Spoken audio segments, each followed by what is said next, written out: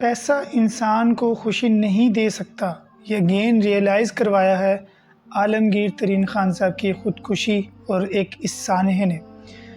हम इससे पहले कि इस पूरे वाक़ये को देखें और इस पर डिस्कशन करें, मैं आपको बताता चलूँ, मेरा नाम मोहम्मद बिन सईद है और आप मेरा यूट्यूब चैनल देख रहे हैं या आप मुझे फ़ेसबुक पे देख रहे हैं। उम्मीद है आप सब खैरियत से होंगे। आलमगीर तरीन ख़ान साहब एक बहुत ही मशहूर पर्सनैलिटी पाकिस्तान की, एक बहुत बड़े बिज़नेसमैन और एक बहुत बड़े सियासतदान और बिज़नेसमैन के भाई जहांगीर तरीन ख़ान साहब के भाई हैं। आलमगीर तरीन ख़ान साहब ने बैचलर्स की degree Berkeley university of California से की और इसी तरह फिर मास्टर्स की डिग्री भी एक अच्छी यूनिवर्सिटी से की। आलमगीर तरीन ख़ान साहब मुल्तान सुल्तान की टीम के ओनर थे, जो कि पिछले कुछ PSLs में कामयाब होती चली आ रही है। मुल्तान सुल्तान्स उस टीम के ओनर भी थे। ये एक बहुत बड़ी कोल्ड ड्रिंक्स की कंपनी की फ्रेंचाइज भी इनके पास थी जनूबी पंजाब में। इसी तरह हम जो लाइफ सोच सकते हैं, आलमगीर तरीन ख़ान साहब वो लाइफ गुजार रहे थे। उनके पास पैसा था, उनके पास गाड़ियाँ थी, फेम था, अच्छा बिजनेस था, बाहर से पढ़ के आए हुए थे।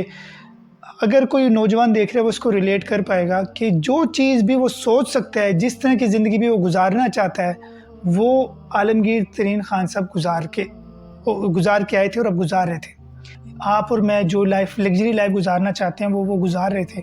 63 ईयर्स ओल्ड थे, इनकी एज 63 ईयर्स थी और इनकी जो ख़ुदकुशी की मौत है वो बड़ी अजीब है। ये एक और मैं एक बात बताता चलूँ, जो कि मेन वजह मुझे लगती है इनकी ख़ुदकुशी की, वो थी तन्हाई पसंद इंसान थे, अकेले रहना पसंद करते थे और इन्होंने ख़ुदकुशी की है। इनकी जो लाश मिली है वो लाहौर के एक अपार्टमेंट में मिली है। तन्हाई पसंदी इंसान को मार देती है अगर तन्हाई पसंदी उसूलों पे ना हो। तन्हाई पसंदी उसूलों पे मेरा कहने का मतलब और कहने का मकसद ये है कि आप सल्लल्लाहु अलैहि वसल्लम ने भी कुछ अरसा तन्हाई इख्तियार की थी। आपको याद होगा, आप सल्लम ने गारे हिरा में अपने आप को लेकर जाते थे और अल्लाह ताला की इबादत करते थे, पर वो तन्हाई उसूलों के साथ थी।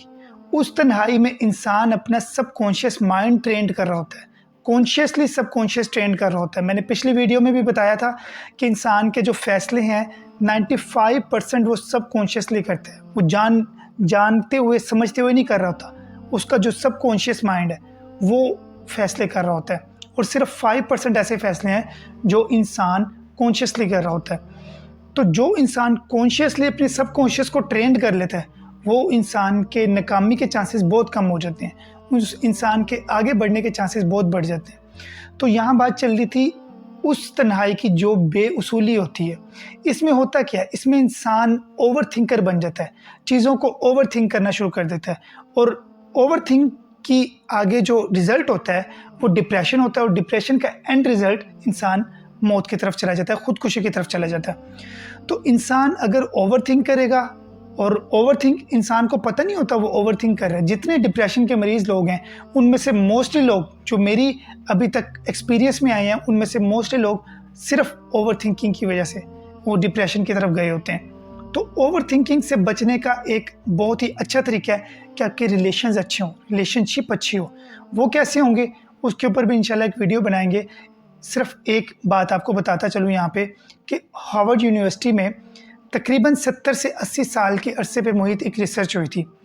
उस रिसर्च में उन्होंने बताया कि वो लोग जो रिलेशनशिप में अच्छे थे, जिनके रिलेशंस अच्छे थे, वो ज़्यादा खुश थे लाइफ में एज़ कम्पेयर टू वो लोग जिनके रिलेशन अच्छे नहीं थे।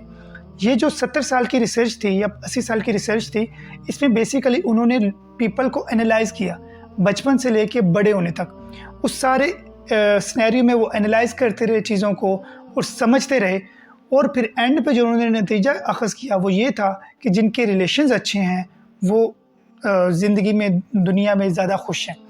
और रिलेशंस में सबसे पहला रिलेशन, सबसे बड़ा रिलेशन हमारी लाइफ में हमारी वाइफ का आता है। सेकंड नंबर पे हमारे वालिदैन हैं, घर वाले हैं, रिश्तेदार हैं, बहन भाई। इसके बाद अच्छे दोस्त से एक हज़रत अली का कौल याद आया। हज़रत अली फरमाते हैं कि जिसको अच्छे दोस्त और नेक बीवी मिल गई उसको दुनिया की सारी दौलत मिल गई, दुनिया का वो खुश नसीब तरीन इंसान है। तो अगर आपके पास भी अच्छे दोस्त हैं और अच्छे घर वाले मौजूद हैं तो आप दुनिया के खुश नसीब तरीन इंसान हैं। पैसा इंसान को खुशी नहीं दे सकता। इवन उनके पास पैसा था, स्टिल वो ऐसे काम की तरफ चले गए, ऐसे हराम काम की तरफ चले गए कि अगली सारी उन्होंने हमेशा की ज़िंदगी बर्बाद कर दी सिर्फ थोड़ी सी ज़िंदगी के लिए। इंसान खुदकुशी की तरफ क्यों जाता है? क्या आपको पता है इंसान खुदकुशी की तरफ क्यों जाता है? मैं आपको एक चीज़ बताता हूँ, बड़ी अजीब चीज़ बताता हूँ, शायद आपने इससे पहले ना सुनी हो। इंसान खुदकुशी की तरफ तब जाता है जब उसकी खुद की खुशी कंप्लीट नहीं होती। यानी इंसान कुछ ख्वाहिश करता है, डिज़ायर करता है, उसके मुताबिक वो चीज़ें नहीं पूरी होती और इंसान खुदकुशी की तरफ चला जाता है। हज़रत अली कहते हैं कि मैंने अपने इरादों के टूटने से अल्लाह ताला को पहचाना। यानी इंसान जितनी ख्वाहिशें करता जाता है वो पूरी नहीं होंगी। ज़रूरी नहीं है कि हर ख्वाहिश पूरी हो। जैसे शायर ने कहा था, हज़ारों ख्वाहिशें ऐसी कि हर ख्वाहिश पे दम निकले बहुत अरमा मगर फिर भी कम निकले। तो ख्वाहिशें तो ऐसी हैं कि इंसान की कभी पूरी नहीं होगी। अगर आपके पास साइकिल है तो मोटरसाइकिल की ख्वाहिश है, मोटरसाइकिल है तो गाड़ी है तो अच्छी गाड़ी है तो इंसान की ख्वाहिशें आगे बढ़ती जाती हैं। इवन आपने देखा होगा बहुत अमीर जो लोग हैं, अभी पिछले दिनों टाइटैनिक का जो वाक़या हुआ था, टाइटैनिक को जो देखने गई थी टाइटन नामी एक आबदोस, उसमें पाकिस्तान के भी और बाहर के भी अमीर तरीन लोग, इस पर भी हमने वीडियो बनाई थी। वो लाजमी देखेगा कि उस वाक़े से हमने क्या सीखा, उसको एंड स्क्रीन पे और डिस्क्रिप्शन में हम डाल देंगे। तो उस वाक़े में भी अगर देखें तो जब इंसान के पास सब चीज़ें मौजूद हैं, स्टिल उसको कोई ना कोई चीज़ ऐसी करनी होती है जो कि नॉर्मल लोग नहीं करते। अब नॉर्मल लोग कौन जाता है इतनी गहराई में, और इतनी गहराई में एक 100 साल पुरानी डूबे हुए जहाज़ के मलबे को देखने के लिए? तो ये एक ऐसी चीज़ है, इंसान की ख्वाहिशात कंप्लीट नहीं होती। ख्वाहिशात इंसान के अल्लाह ताला ने इंसान में ऐसा एक मंबा रख दिया कि एक ख्वाहिश पूरी होती है, अगले के लिए इंसान दौड़ पड़ता है, और यही चीज़ इंसान को डिप्रेशन की तरफ लेके जाती है। एक ओवर थिंकिंग और एक ख्वाहिशात का ज़्यादा होना, ख्वाहिशात पर कंट्रोल करना बहुत ज़रूरी है। और ये कैसे होगा?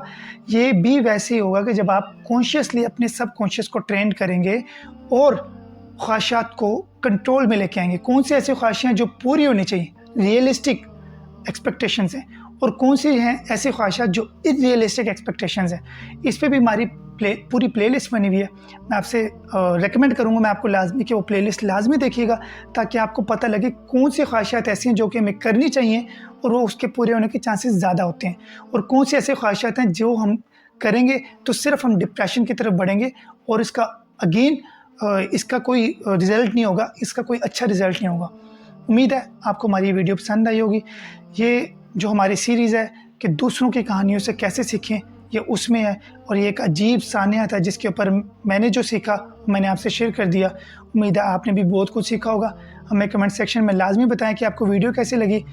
हमारे चैनल को सब्सक्राइब करना ना भूलें। इंशाल्लाह अगली वीडियो में आपके साथ मिलते हैं। अल्लाह हाफ़िज़।